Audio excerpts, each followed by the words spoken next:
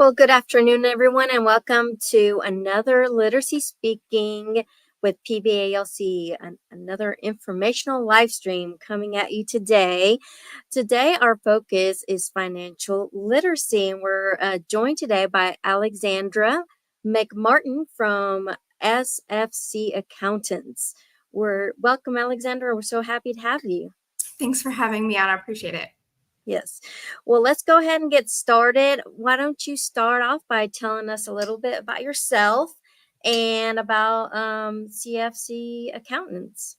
Yeah, so SFC is public accounting, which means we mostly do audits and tax work. And for me personally, financial literacy is really important because I had no idea what I wanted to do.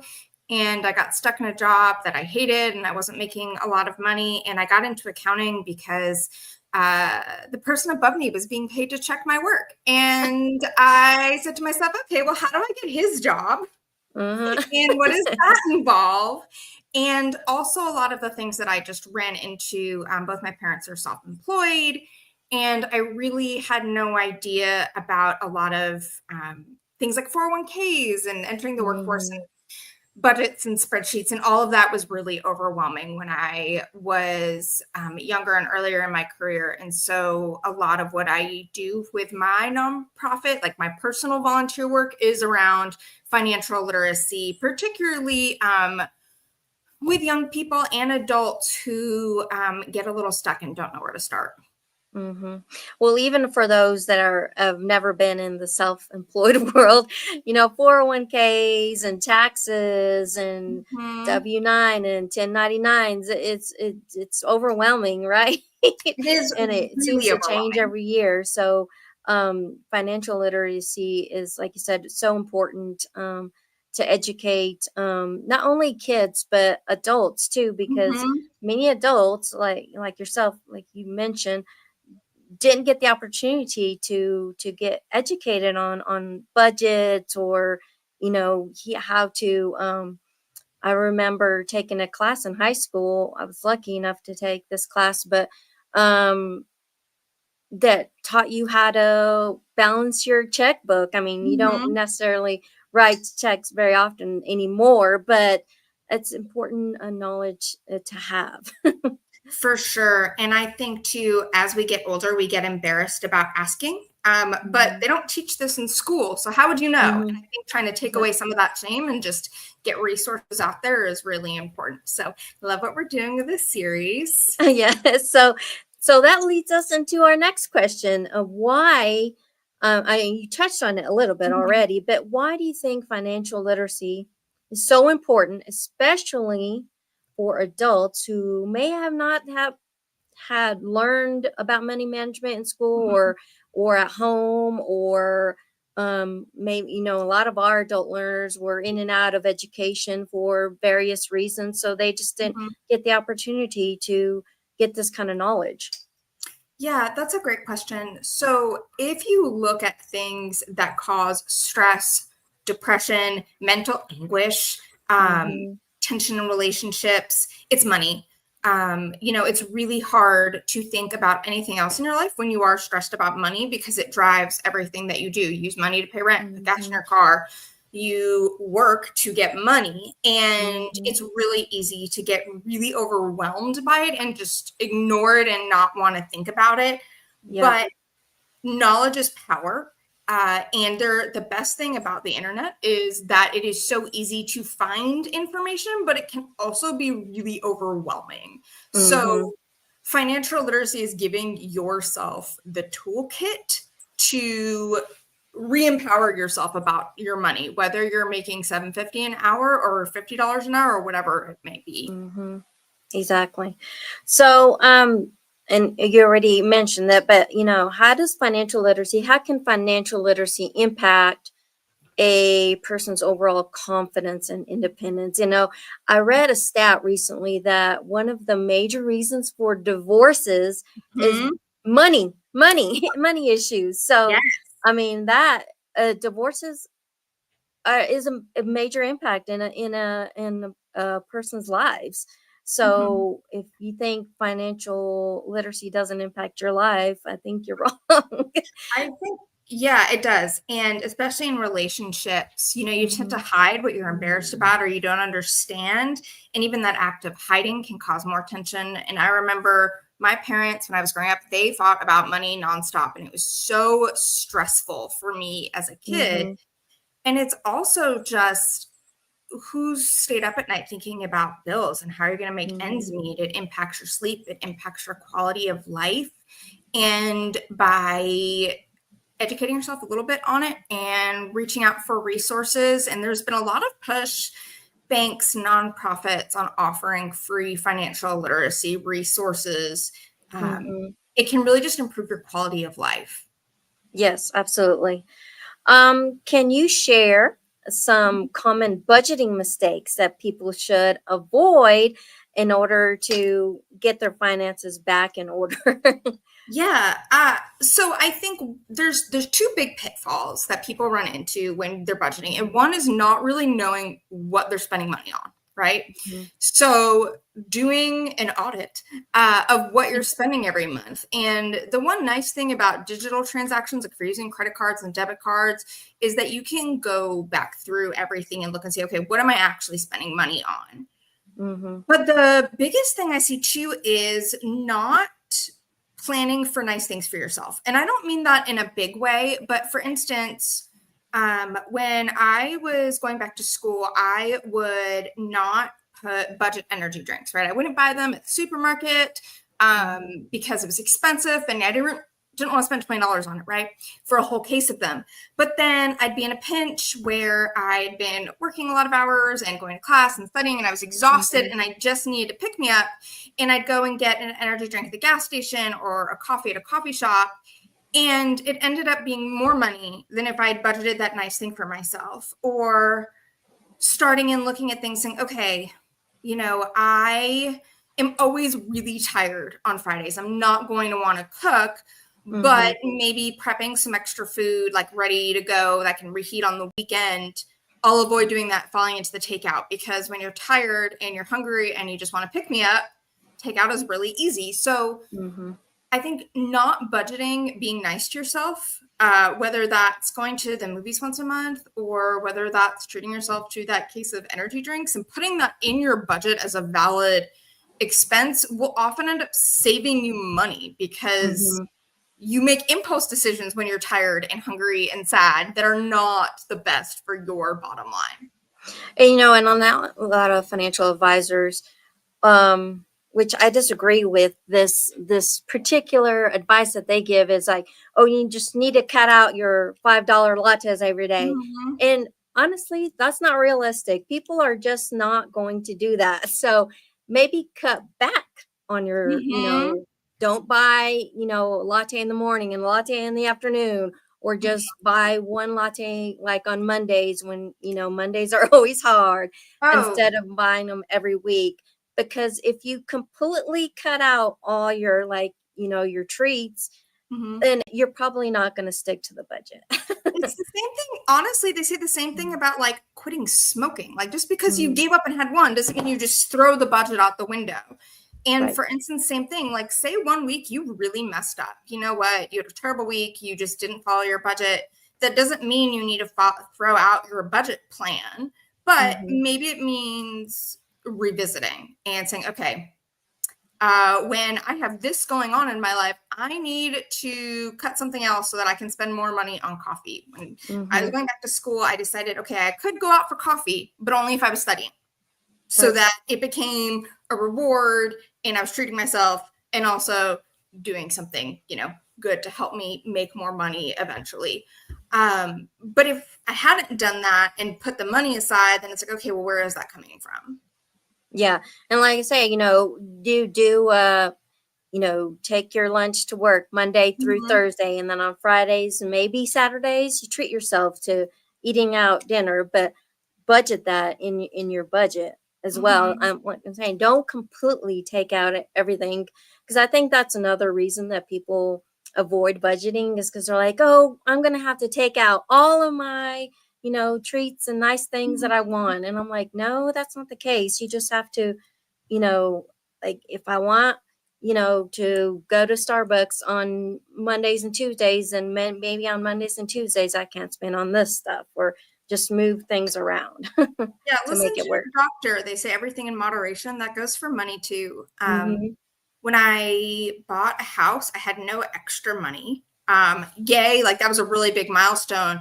But we were Hmm. in a new town, a new neighborhood, and we wanted to explore. And I was like, okay, well, we can't afford to go out to eat every weekend, Hmm. but we could have dinner at home and then maybe go out for one drink to try out a new bar that was in walking distance, and Hmm. figuring out ways to do cheaper outings versus cutting out outings altogether. Like it doesn't, like you said, a lot of times people, they see budget as black and white of like, oh gosh, I'm on a budget. It's like being on a Hmm. diet and I can't have anything fun. And Hmm. that is definitely it's just not realistic. And you have to be honest with yourself, which can be hard. It's hard to be Hmm. honest with yourself, but it's important. Yes. And I think that's another reason, being honest with yourself is another reason that people avoid looking at their budget, because they don't want to really see what they're spending the money on. But you Mhm. got to sit down and do it. Yeah, 100%. So, what are some practical ways that people can start saving money once they've established their budget and look at their Mhm. expenses and their income, um, even if they're in a really tight financial situation? Yeah, so it is hardest to budget and save when you're paycheck to paycheck. I have been there, Hmm. it stinks. But one of the things to consider is that But something you is can better. do You it. can do it. And Yes. something is better than nothing. Hmm.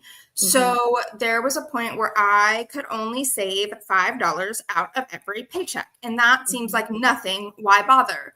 But then if I had a tire blowout, I actually had a couple $100s put aside where I Hmm. could get that fixed and I didn't have to miss work. So I didn't fall behind on any other bills.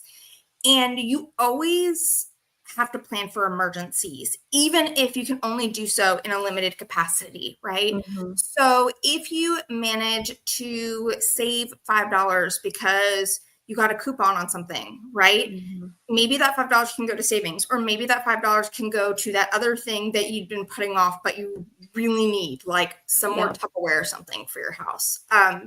The other thing is not being afraid to ask for help. So, and I don't know, people always say, oh, well, like I don't have any family or friends I can ask for help. And that a lot of people are in that situation, or they don't feel Hmm. comfortable doing it. But there's no shame in asking for help, particularly when there are organizations that are out there for helping. So, Hmm. say one month you have insane medical bills and you had a car payment and you still have to get to work, and all of a sudden it's rent or food. And you're like, okay, well, I need to eat, but I also need somewhere to live. And Texas is a Hmm. landlord state, so it's really easy to get evicted.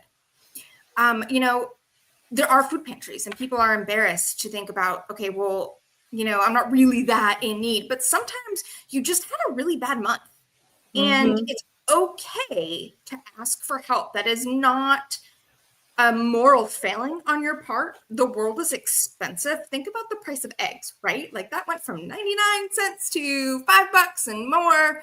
And you can't predict that or have control over it. So asking for help is not a bad thing. Hmm. Once 1 month, maybe you just can't absolutely make the electric bill. There are Mm-hmm. social organizations out there that will help you, and that's the kind of people that they actually want to help. Is those people that Mm-hmm. are just like, this month I just didn't have enough, and Mm-hmm. they are more than willing to help you. That 1 month, help you cover your electric bill, your gas bill, Yeah. and until you get back on your feet There's a financially. lot of stigma around it. And I think that people are even harder on themselves Mhm. than society is, because there's no shame in asking for help, but there is shame in needing help and not asking for it, right? That's the Mhm. only real failing. So if you need help or you're overwhelmed and you don't know where to start, these are the resources where people, like you, like me, where we're passionate about helping people and it brings us joy to do so. People don't go into nonprofit world Mhm. for the money, right? We don't. You Yeah. go into nonprofits because you care about helping other people, and it is okay to need help. Yeah. Um, And I think you're correct. I'm like, even if you just can set aside $5 from every mhm. paycheck, it adds up. It adds up. And and I want you to touch base on another way that you can maybe, if you have in a tight financial situation, is like maybe find things that you can sell on Mhm. eBay or Facebook Market or something like that, and that will help you as well. But also, there now banks and credit unions have accounts where you can actually earn interest. So that five Mhm. dollars that you're putting into that bank account is earning interest on that $5, $10 that you're putting in there a month, and it will add up as well. Yeah, I think people forget about interest. They think about interest from a debt perspective, Hmm. but interest also can be something that you earn. So Hmm. that money that you're putting aside, yeah, okay, maybe you only made $1 in interest, but that's $1 that you didn't have. Right. Um, there's certain things you can do. Like, yes, you can look at cutting expenses, right? You can buy the generic versus the brand name. You can look at cheaper ways to cook and eat, but there's only so much cutting of expenses you can do. Right. So I think the flip side of that is also saying, okay, if I'm not earning enough money to survive and be happy, and I can't cut anything else, I've cut all the things I can cut that I'm willing to cut. Hmm. You can also look at, okay, how can I earn extra money, right? And like you said, okay, maybe it's selling some things. Maybe it is looking at the person above you, your Hmm. supervisor, and talking to them. Hey, how did you get into your position? What did that entail? Did you Hmm. take classes? Did you just do some cross training? It's really powerful. Maybe you walk dogs a little bit. Improving your skills to maybe get a higher paying job. Mhm. Yep. There are so many free resources now on self-trained Hmm. things like QuickBooks. It does all sorts of like, mini accounting training and certifications, Hmm. and YouTube. And there are ways you can work on improving your skill set and using, again, nonprofits have lots of job retraining and free classes. Your Hmm. local library is also the best Yes. resource.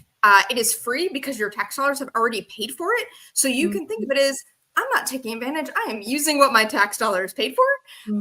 They have all sorts of computer literacy and often financial literacy classes and resume writing help. And, you can also go in a lot of libraries and make an appointment with a librarian to help Hmm. you research things or proofread something or what it may be, depending on what's in your neighborhood.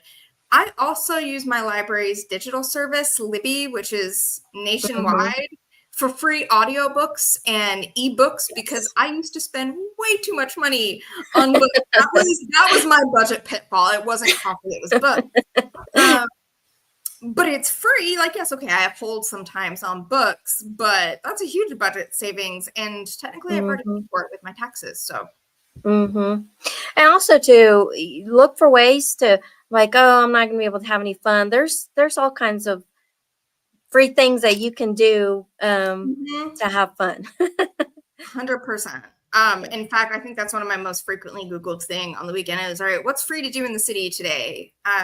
There's free concerts, and you can make yourself a picnic. You can go on exploring your own neighborhood. Some comments, I know Mhm. all the little pocket parks and things. I wander around. Sometimes I'll look at Google Maps and be like, what is that green space there? Let's Yeah. go check it out and explore. Yes, absolutely.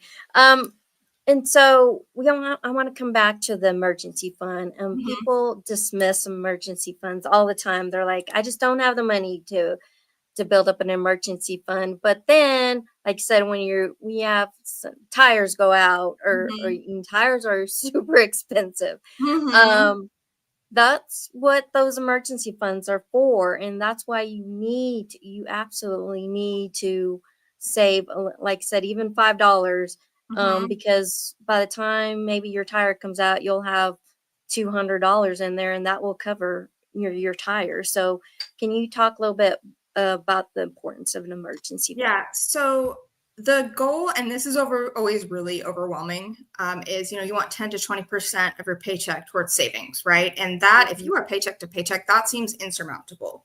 Mhm. But and sometimes people will use, they're like, oh well, my credit card's my emergency fund.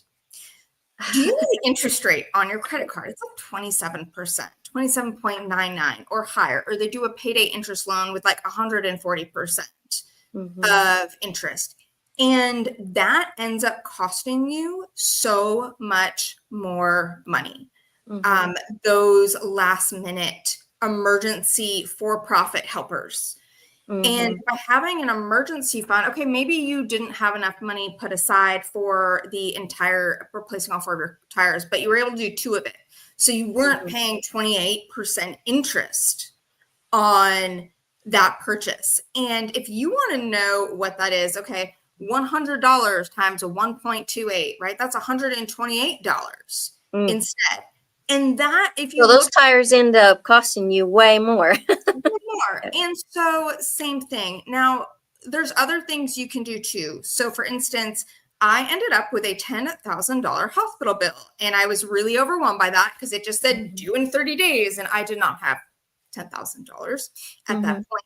But I called them and said, "Can I do a payment plan?" And they were so happy that I was actually calling.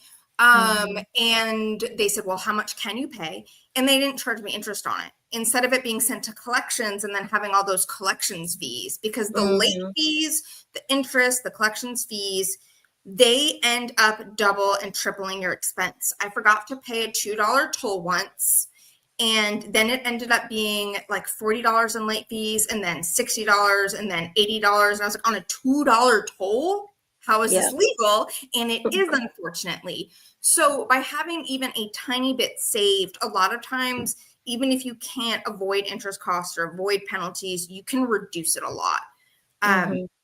And again, that emergency fund can earn money for you so that you're the one earning money instead of the one paying extra money. It also, I mean, bad luck snowballs because you had a car issue, so you couldn't get to work. So you missed hours. And if you're hourly, that means your paycheck was less, which means all of a sudden you couldn't cover more bills, which then you have late fees on all of those bills that you're late on. And so these money problems snowball. And by having even $100 put aside, you can help future you a lot. And I try to think of it as a present to future me versus something that I'm cutting out now, right? Like you're still helping yourself by putting that money aside. It's not going anywhere else. Yeah. And two, for those people that use credit card as their emergency fund, it's been known that if you have a credit card, you end up not using that credit card just for emergencies. You end up spending it on like, oh, there's this nice cute thing at the store. I'll just put it on my credit card. So it's just it's not wise to have a credit card. There's pros and cons of credit cards, right? So it is way too easy to get over your head with credit card debt, especially because the minimum payments are designed that you're just paying interest, right? So that you end up paying more in interest than that original thing costs. So one of the things to do when you're using it, if you have a credit card, is to treat it like cash. When I started using a credit card, I would put something on my credit card and then I would pay it off. And credit card company hated me, I'm sure. They didn't make any interest because I'd, make payments immediately. One of the reasons I did that was because, my debit card got hacked a couple times, and it was so frustrating because that means your cash is basically locked. And until that dispute is done, you don't have that cash, and the bank might not decide in your favor, right? So I would use a credit card as a safety measure because it doesn't actually touch the cash in my account. But then I'd pay it off. And I think if you do use a credit card, you should be looking at it weekly, not monthly. And be, okay, what did I pay? What did I buy? What am I buying on this credit card? And just being really careful because they're hard to avoid. If you are thinking about buying a car down the line or a house down the line, you have to have credit. And so by having a credit card, you can start working on building your credit score, but not if you just get into debt and don't pay it. So use it wisely. Use it very wisely. And, really think about it before swiping. Don't just pull it out because you have it and you can. Okay, so for those that are not in particular tight financial situations, and they want to, they got their budget down, they're living on a budget. They're okay financially, not great, but they're okay. They're not super tight. What do you recommend that they should aim towards to save each month? And on top of that, can you talk a little bit about like, okay, I've got the budget down, I got the, Mhm. okay, I'm getting my savings account and emergency fund Mhm. built up.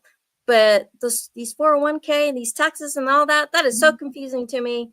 What advice do you have for those people? Two things. One, and I wish someone had said this to me when I was younger, and I make sure to say it to all new staff. If your company that you're working for offers a 401k match, that is free money that you are missing out on. So my company will match 3%. But if I don't put 3% of my money into that retirement fund, they don't give me their 3%. Which means if I'm not putting money in, I'm missing out on 3% of my yearly income that the company's giving me for free, basically, right? And so if your company has a 401k or a 403b or anything like that, the other thing is that they're not running it themselves. They're hiring Fidelity or one of the many, many big banks that do it. And they have service departments that are designed to talk to you through it and explain all the ins and outs, because every program is different. Take advantage and call them. Do that before work, at your lunch hour, do that. The other thing is, I would recommend, depending on your industry and your situation, 6 months of expenses is kind of your long-term goal of, this is my emergency fund. So I look at it very conservatively. I'm thinking, okay, if I lost my job and my husband lost my job and we're in a recession or depression or we're having trouble finding jobs, realistically, how long would it take me to find a new job and get back on my feet? And that goal number is what you want as your long-term kind of gold standard emergency fund. But when you get past that, so say you are just acing it, right? You get to your 6 months, you are sticking your gold stars across the board. Then you really want to start thinking about retirement, right? Do you want to keep working until the day you die? Probably not, right? And so going back to that 401k, and if your company doesn't offer that, there are things you can do like Roth accounts. Now, I'm not an expert by any means, but you can talk to financial planners. And if you have a bank that you use for checking and savings, I guarantee that there is someone at the bank who is willing to talk to you for free about the different options for investing your money conservatively in a way that matches how much you're willing to risk or what you want to do, how conservative you are.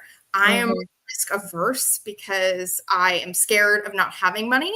But you have to have a little bit of risk if you're investing long term. So we balance that when we talk about money and how I'm saving. So there's a lot of different calculators out there. I think NerdWallet does a really good job on also telling you about fees, because fees can eat into things. The other thing I'd recommend is especially if you're struggling with a budget or you are like, I just can't do spreadsheets, that's terrible, is there are free apps, right? There's Mint, which I think got bought out by Credit Karma. And I mean, obviously they make their money advertising things to you, loans, whatever. Ignore the ads, right? But take advantage of all of the free tools that are out there. And if you have a calculator and you have access to the internet, you are doing great for having all the tools you need to get set up for long-term financial stability. Yeah. And another thing that I think people are missing right now is AI. Yes. ChatGPT is like, put it in there and say, can you come up with a savings plan for me that, I'm this old and how much would I have to save? And if I want to retire at this age, and it will come up with something. Yeah. So I would just say with using AI, be really careful. You don't want to tell AI anything overly personal. Don't give AI your social security number or your bank account number or anything like that. But absolutely, for questions like that, AI is great. Like very general. Hey, I make $50,000 a year. My expenses are this. How long will it take me to save for X goal? And just trying to be as honest and realistic as possible, and not being afraid to get in and adjust those numbers. If you get a raise, you absolutely should be sitting down with your budget again and be like, okay, well, how am I using this extra money? And what I try to do when I get a raise is pretend the raise didn't exist, didn't happen, because lifestyle creep is so easy. Yes. It's so easy. And I'm like, oh, no, that is going to that long-term goal of retiring a little early, or that is going to, hey, I want to take a real vacation. Yeah. That's or maybe, you know, it's like your goal is as simple as I want to pay my house off early, or pay off my car, or, you know. Yeah, or pay off your credit card. Say you're like, all right, I listened to this. I'm going to take ownership of my spending, and I've got some credit card debt, and I don't want to pay more interest. How do I maximize that? You can, you know, look at payment replan options. If you've got multiple forms of debt, I always recommend paying off the one with the highest interest rate first, because again, interest costs you money. So you want to I did that with my student loans. The highest interest ones got paid off first. The ones I had some were 2%. I paid those off last because 2%, right? Inflation's more than that. It's fine. Okay, so talk about, you mentioned inflation. Give us some tips on how to inflation proof your personal budget. That is hard. And I think the biggest thing is being flexible. So I'm using eggs just because it's a recent example that everyone can relate to. Okay, we say you do eggs Saturday morning. Okay, well, cooking scrambled eggs for 4 people, that's a lot of eggs. Maybe make pancakes instead, because flour is still cheap and it takes less eggs. Maybe you look at some vegan recipes and you're like, all right, what are these people not eating eggs ever doing? Okay, what are their substitutes? And I think it's looking for ways to be flexible. Say the price of gas went up really far. Is there anyone in your neighborhood who works in the same area you work? Maybe you take turns driving so that y'all are only paying for gas a few days a week instead of every day.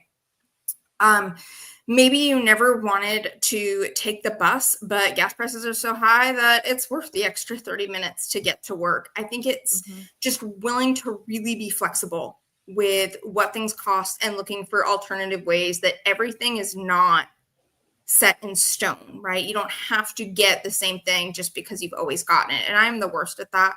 I'm a creature of habit. But when prices really escalate on things, you have to think about it. And unfortunately, if inflation is going across the board and everything is more expensive, it might be one of those, hey, we need to sit and reevaluate the budget. Maybe next year we can't stay in this apartment and we need to look for something less expensive because everything is costing so much more. Or, you know what, we had planned to go on a 2-week road trip this year. Maybe we just do a 5-day. Just being flexible and being realistic with how prices are changing, and also staying up on it. So, you know, I was planning on buying a new phone next year. And then I saw that there was going to be a ton of tariffs. I was like, okay, well, that's going to make that same phone cost a lot more. I'm going to get it early. I'm going to get it this year. Even though my old phone is okay, I'm going to get it and I have it. And that way I'm not paying, you know, double the cost of that. Now, that is obviously coming from a place of extreme privilege. I had the extra money. I was able to do that. But that same sort of logic can apply. So don't just ignore the news, because sometimes it gives you helpful tips of, hey, this is going to cost more next month. So just being aware of what the changes are, particularly in the current political environment where, you know, policy changes are impacting your day at the store. And on that, you know, maybe you have to change like if you plan to buy a phone next year, but hey, maybe this fabulous deal popped up and it's going to save you money. Go ahead and get the phone now so you can save. Is just be kind of flexible with your budget too. Yeah. And, you know, maybe it's on the outside. Maybe it's like, you know what? My phone is still working okay. I didn't really need one. Maybe I just pay to have the screen replaced. Maybe I wipe it and reinstall so I've got more storage space on it. Just being not fixating on the solution you first came up with just because that was the one you had originally planned on. So I think flexibility is probably the key takeaway there. Yes. And so, okay. So to kind of come to an end of our informational live stream, what is one financial lesson that you wish everyone knew? I wish everyone knew about interest. We've talked about this a few times, but that money today is not the same as money tomorrow. And that means that goes both directions. If you owe $1 today, tomorrow you're going to owe more than $1 because they're charging you interest. And if you save $1 today and you've put it in maybe a high yield savings account, you're earning interest. So you'll have more money.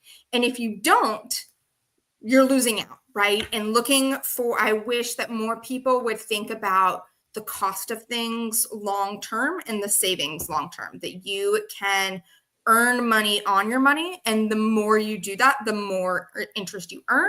But also the flip side, the more you end up owing. So just being really aware of interest rates. There's good interest, bad interest. Just like good credit and bad credit. So it's like interest on credit card, bad. Interest on your savings account that's earning you money, good. Interest on 401k or fabulous. That's good. Yeah.